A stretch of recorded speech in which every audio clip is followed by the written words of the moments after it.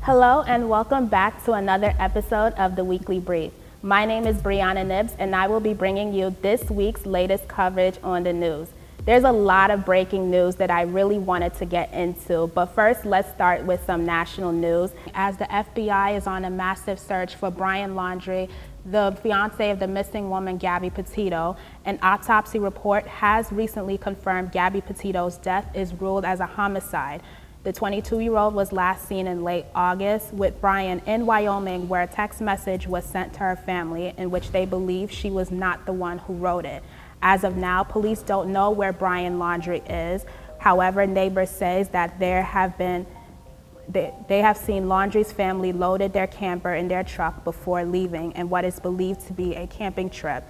There has been numerous reports of domestic disputes between Laundrie and Petito, including an audio from a 911 caller who witnessed a physical altercation between the couple, even seeing Laundrie putting his hands on her.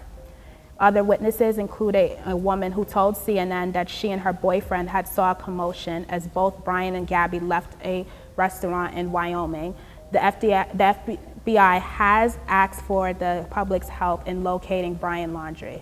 The FDA has given Pfizer an authorization of emergency use for COVID booster shots for those who are at high risk and seniors who are 65 and older. In a statement, FDA Commissioner Dr. Janet Woodstock said, quote, "After considering the totality of the available scientific evidence and deliberations of our advisory committee of independent external experts, the FDA amended the EUA for the Pfizer-BioNTech COVID-19 vaccines to allow for a booster dose in certain populations."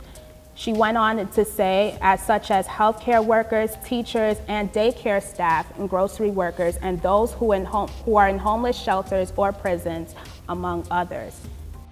The CDC's Advisory Committee on Immunization Practices came together on Wednesday to discuss about the potential need of booster doses of vaccines. They will reconvene again today to discuss the FDA's EUA and will issue recommendations about how it would apply to the U.S. population.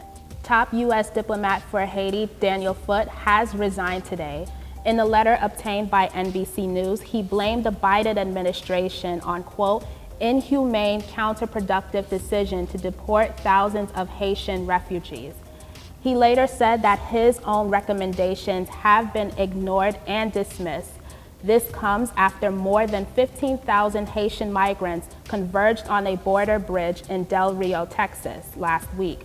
There have been many reports and photos showing patrol agents on horseback chasing the migrants to prevent them from crossing the border.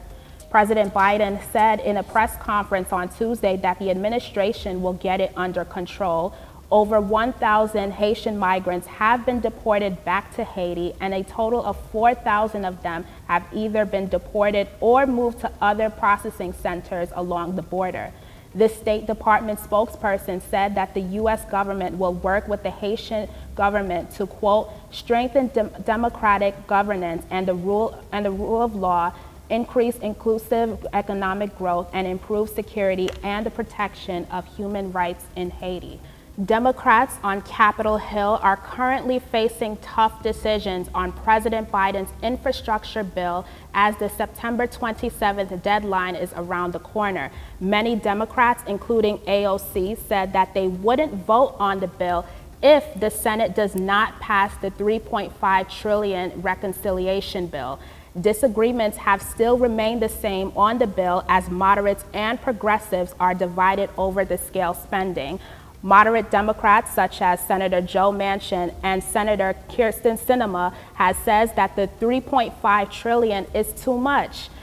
A promise was made by House Speaker Nancy Pelosi to a group of moderate House Democrats to get their support on separate votes for the reconciliation bill, but now it is still unclear whether Democrats would meet the September 27th deadline. Representative Jim Clyburn and John Yarmouth both said on Sunday that there is a possibility that Congress will not vote in time to meet the deadline. In an interview with CNN State of the Union, Representative Clyburn said that the infrastructure bill passage wouldn't be done in the time frame due to the reconciliation bill won't be done by that time. More than 500 female athletes has called on the U.S. Supreme Court to reject the Mississippi law that would prohibit abortions after 15 weeks of pregnancy.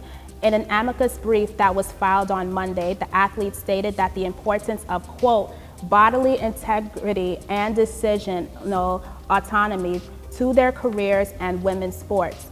The amicus brief was for the case of Dobbs versus Jackson's Women's Health Organization, in which the Supreme Court is set to hear oral arguments on December 1st. The case will serve as the first direct test of Roe v. Wade with a Supreme Court conservative majority. The athletes argued in the brief that the infringements on abortions would have an effect on Title IX. Not too long ago, the Supreme Court has ruled that Texas can carry out their abortion law that would prohibit women from getting an abortion after they reach the 6-week pregnancy mark, and allowing private citizens to bring suit against abortion providers. And that is all for this week's coverage. You can check back next week's weekly brief, where I will be bringing you more of the latest on the news. Don't forget to subscribe to MIC's YouTube channel and turn on your notifications so you won't miss out. Thank you all for watching, and I will see you next week. This is Brianna Nibbs, and this is the Weekly Brief.